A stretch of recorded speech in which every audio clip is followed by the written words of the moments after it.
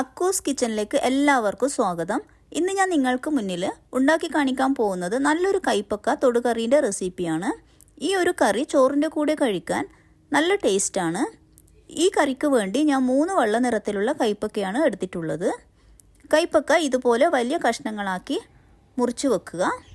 ഒരു വലിയ സവാള നീളത്തിൽ കട്ട് ചെയ്ത് വെക്കുക.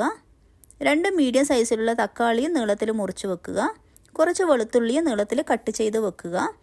4 പച്ചമുളകും കട്ട് ചെയ്ത് വെക്കുക. ഒരു ചെറിയ കഷ്ണം വെള്ളം ചേർക്കുക. വെള്ളം ചേർക്കുമ്പോൾ ശ്രദ്ധിക്കണം, ഇത് ഈ കറിയിൽ ചേർക്കുന്നത് പുളിൻ്റെ ടേസ്റ്റ് ബാലൻസായി കിട്ടാൻ വേണ്ടി മാത്രം ചേർക്കുന്നതാണ്. കൂടിപ്പോയാൽ കറി മുതിരിക്കും. ഇനി ഇതെല്ലാം കൂടി ഒരു പ്രഷർ കുക്കറിലേക്ക് ഇട്ട് കൊടുക്കാം.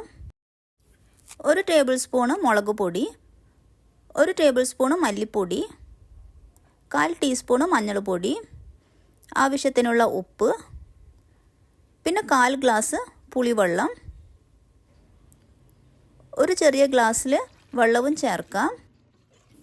വെള്ളം ചേർക്കുമ്പോൾ കൂടി പോവരുത്. ആവശ്യമുണ്ടെങ്കിൽ കൈപ്പക്ക നന്നായിട്ട് വെന്ത് കഴിഞ്ഞതിന് ശേഷം ചേർക്കാവുന്നതാണ്. നന്നായിട്ട് മിക്സ് ചെയ്തതിന് ശേഷം 3 വിസിൽ വരുന്നത് വരെ വെയിറ്റ് ചെയ്യാം.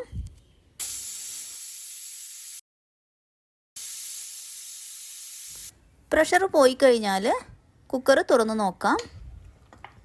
ഉള്ളിയും തക്കാളിയും ഒക്കെ നന്നായിട്ട് ഉടച്ചെടുക്കാം.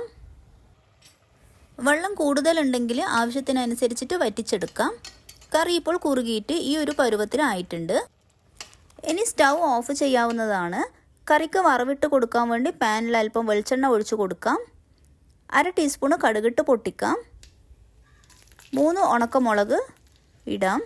കുറച്ച് കറിവേപ്പിലയും ചേർക്കാം. ഇതെല്ലാം ഒന്ന് വാട്ടിയെടുക്കാം.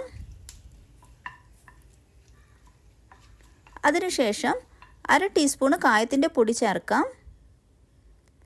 1/4 ടീസ്പൂണ് ഉലുവാപ്പൊടിയും ചേർക്കാം.